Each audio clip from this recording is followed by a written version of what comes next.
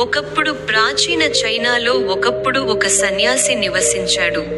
ఆయన క్లిష్టమైన సమస్యలను పరిష్కరించే సామర్థ్యం కలిగి ఉండటం ద్వారా ప్రసిద్ధి చెందాడు. ఒకరోజు అతనికి 2 సందర్శకులు వచ్చారు.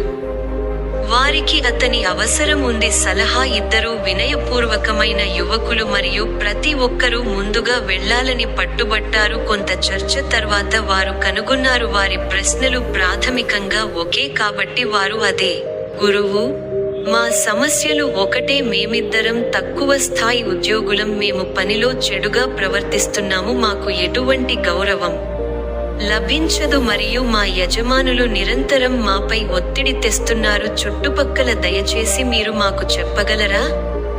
మేము మా ఉద్యోగాలను వదులుకోవాలా వద్దా? తల్లి కళ్ళు మూసుకుంది మరియు చాలాసేపు ధ్యానం చేశారు. ఆ 2 యువకులు ఓపికగా వేచి చూశారు. చివరకు సన్యాసి కళ్ళు తెరిచాడు. ఆయన వారికి 5 మాటలలో సమాధానం ఇచ్చాడు. 1 గిన్నె బియ్యం మాత్రమే. ఆ 2 యువకులు సన్యాసికి కృతజ్ఞతలు చెప్పి వెళ్ళిపోయారు. వారు సమాధానం గురించి ఆలోచించారు. వారు నగరానికి తిరిగి వెళుతుండగా కొంత సమయం తర్వాత వారిలో ఒకరు నిశ్శబ్దాన్ని ఛేదించి ఇలా అన్నారు, అది ఆసక్తికరంగా ఉంది, మీరు ఏమనుకుంటున్నారు? ఋషి ఏమి చెప్పాడంటే, రెండవవాడు ఆలోచనాత్మకంగా ఉన్నాడు. అతను అన్నాడు, సరే, ఇది చాలా స్పష్టంగా ఉంది. బియ్యం గిన్నె మన దినచర్యను సూచిస్తుంది. ఆహారం నేను అంగీకరిస్తున్నాను. మొదటి యువకుడు ఇలా అన్నాడు, నేను అనుకుంటున్నాను అతను మాకు చెబుతున్నాడని నేను అనుకుంటున్నాను. ఉద్యోగం అంటే జీవనోపాధికి ఒక మార్గం మాత్రమే. అవును, మీరు దానికి సరిగ్గా వచ్చినప్పుడు ఉద్యోగం నుండి మనకు లభించేది ఇది మన రోజువారీ ఆహారం మాత్రమే. మరియు వారు తమ దారిన తాము వెళ్లారు. వారిలో ఒకరు అదే స్థలంలో పని చేయడం కొనసాగించారు మరియు మరొకరు తన రాజీనామాను సమర్పించారు. తిరిగి వచ్చిన వెంటనే అతను గ్రామీణ ప్రాంతానికి వెళ్ళాడు మరియు వ్యవసాయం ప్రారంభించాడు. చాలా సంవత్సరాల తర్వాత ఈ యువకుడు ఒక రైతుగా అద్భుతమైన విజయాన్ని సాధించాడు. అతను నగరంలో నేర్చుకున్న వాటిని ఉపయోగించాడు. అధిక నాణ్యత గల విత్తనాలను దిగుమతి చేసుకున్నాడు. అతను పండించిన పండ్లు మరియు కూరగాయలు ఆ ప్రాంతంలో అత్యుత్తమంగా పేరు పొందాడు. అతను ఆనందించాడు. గొప్ప లాభాలను మాత్రమే కాకుండా ఖ్యాతిని కూడా పొందాడు. నిపుణుడిగా పనిలో కొనసాగిన యువకుడు బాగా పనిచేశాడు. అతను వేరే వ్యక్తిగా మారినట్లుగా అతను కష్టమైన పనులను చేపట్టాడు మరియు సమస్యలను నిర్వహించే సామర్థ్యాన్ని ప్రదర్శించాడు. అతను ఉన్నత స్థానానికి ఎదిగాడు మరియు ఒకదాని తర్వాత ఒకటి పదోన్నతి పొందాడు. అతను మేనేజర్ అయ్యే వరకు ఒక రోజు అనుకోకుండా వారిద్దరూ మళ్లీ కలుసుకున్నారు. ఒకసారి వారు ఒకరితో ఒకరు చిక్కుకున్నప్పుడు వారు గ్రహించారు వారు ఎంచుకున్నారు 2 వేర్వేరు మార్గాలు, ఖచ్చితంగా ఒకే సమాధానం ఆధారంగా. కానీ సాధువులు వారు ఇద్దరూ ధనవంతులు మరియు సంతోషంగా ఉన్నారు, కానీ ఏ మార్గం సరైనదో వారు అర్థం చేసుకోలేకపోయారు. మేనేజర్ ఏదో వింతగా చెప్పాడు, మాస్టర్ మాతో అదే చెప్పాడు, మేము ఇద్దరూ దానిని ఒకే విధంగా విన్నాము. మీరు ఉద్యోగాన్ని ఎందుకు వదిలి వెళ్లారు?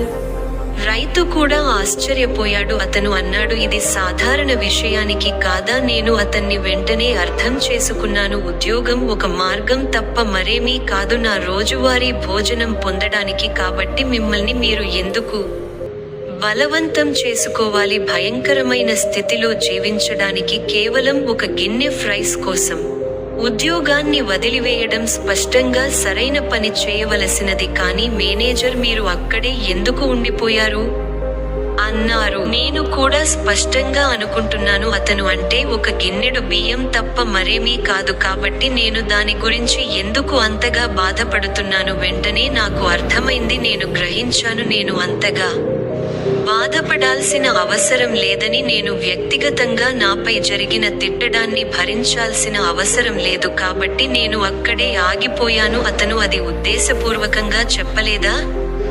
రైతు తల అడ్డంగా ఊపి ఇలా అన్నాడు, ఇప్పుడు నాకు పూర్తిగా గందరగోళంగా ఉంది. అతను అంటే మనం మీ మార్గాన్ని అనుసరించాలా లేక నా మార్గాన్ని అనుసరించాలా? మళ్ళీ అతన్ని కలవడానికి వెళ్దాం మరియు దీని మూలానికి వెళ్దాం. కాబట్టి వారు మళ్ళీ తమను తాము పరిచయం చేసుకున్నారు. సాధువు ముందు మరియు వారి సందర్శన కారణాన్ని వివరించారు. వారిలో ఒకరు ఇలా అన్నారు, గురువు, మీరు చూడగలిగినట్లుగా కొన్ని సంవత్సరాల క్రితం మీరు ఇచ్చిన సలహా యొక్క వాస్తవికతను మేము నిజంగా తెలుసుకోవాలనుకుంటున్నాము. మాకు కొంత సమాచారం ఇవ్వగలరా? మళ్ళీ మాంగ్ దుస్తులు ఇద్దరు వ్యక్తులను నిర్ణయిస్తాయి. మునుపటిలాగే ఓపికగా వేచి ఉన్నాడు. కొంత సమయం తర్వాత సాధువు కళ్ళు తెరిచి వారికి సమాధానం ఇచ్చాడు. ఆపై 5 పదాలలో, మరియు ఆ 5 పదాలు మాత్రమే.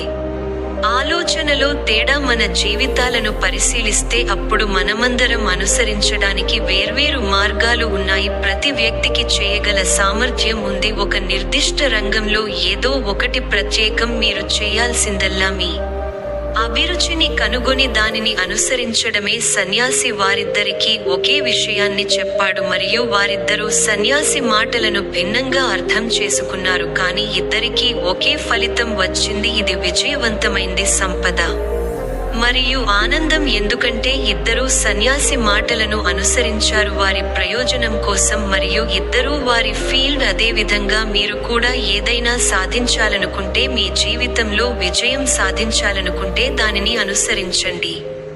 మీ అభిరుచి వేరొకరి అభిరుచికి బదులుగా, మరియు మీరు ఇష్టపడే పనిని చేయండి. మరియు మీరు మీ అభిరుచిని అనుసరించకపోతే మీరు విజయం పొందలేరు. సంపద మరియు ఆనందం. మీరు